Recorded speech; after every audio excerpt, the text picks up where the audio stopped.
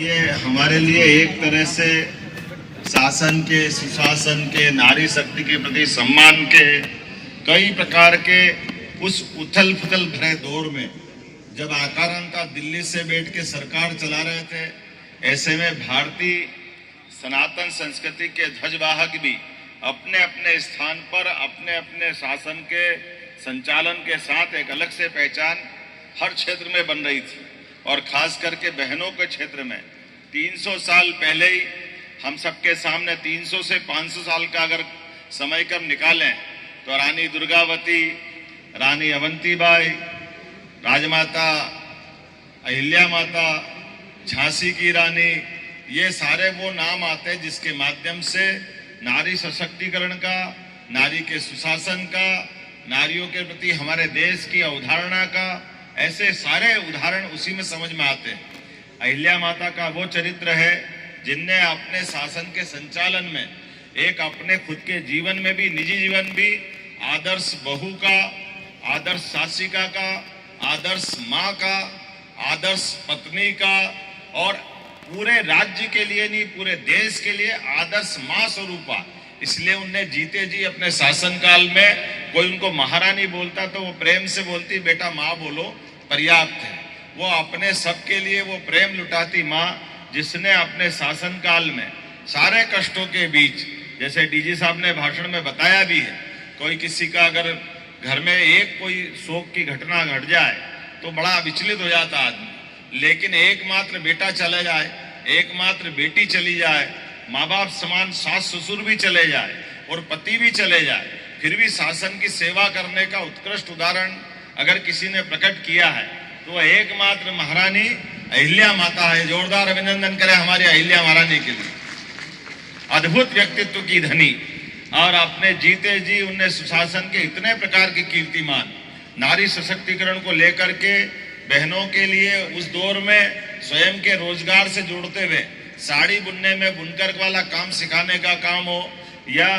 खेती बाड़ी में गरीब से गरीब आदमी के लिए कुएं बनवाने का काम हो, या आदिवासी अंचल में भील समाज की पलटन बनाने का काम हो, सारे कामों के पीछे उनकी अपनी अंदर की भावना राष्ट्रभक्ति से ओतप्रोत है। मैं आज के इस अवसर पर जब कल यशस्वी प्रधानमंत्री श्रीमान नरेंद्र मोदी जी, जोरदार अभिनंदन करो माननीय प्रधानमंत्री नरेंद्र मोदी जी का, मध्य प्रदेश की धरती पर दुनिया के सबसे बड़े गणतंत्र के सबसे बड़े नायक, और हमको मालूम है एक बार नहीं, दो बार नहीं, तीन बार पाकिस्तान को धूल चटाने वाले, जोरदार अभिनंदन करें, श्रीमान नरेंद्र मोदी जी हमारे बीच पधार रहे हैं। और हमारे लिए उनका आना न केवल हमारे लिए गौरवान्वित करने का बराबर है, बल्कि उनका आना हमारे लिए कई कारण से बहुत महत्व का है। मैं आज के इस अवसर पर जब अहिल्या महारानी के उत्सव को मना करके लगातार हमारे अलग अलग विभाग भी लगे हुए हैं, तो खेल विभाग, पुलिस विभाग और खास करके स्वावलंबी महिला सशक्त राष्ट्र, इस स्लोगन के साथ अहिल्या वाहिनी की ये बाइक रैली का जब शुभारंभ कर रहे हैं, तो हमारी बहनें इस भोपाल की सड़कों पे जब निकल रही है, ये हमारे सबके विश्वास के प्रतीक है। यह हमारे बीच बहनों का हमारे प्रति जो हम उनके प्रति आदर व्यक्त करते हैं, यह हमारी सनातन संस्कृति का परिचायक भी है। मैं आज के इस अवसर पर हमारी उस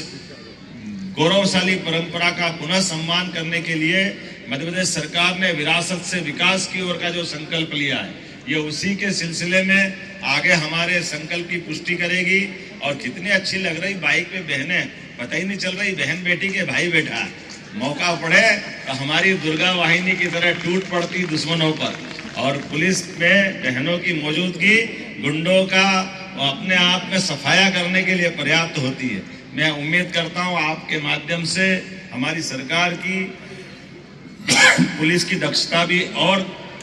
निखरेगी। मैं अपनी ओर से बाइक रैली के अवसर पर एक बार आप सबको शुभकामना देता हूं, बधाई देता हूं। बहुत बहुत धन्यवाद। भारत माता की जय।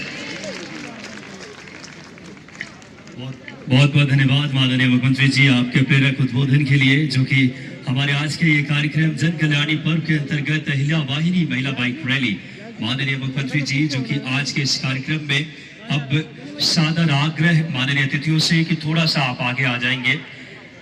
और बहुत बड़ा पल है जो कि देवी लोक माता अहिल्याबाई होलकर जी के जीवन पर केंद्रित है। उस भाव को आज राज्य शासन ऐसे संवेदनशील मुख्यमंत्री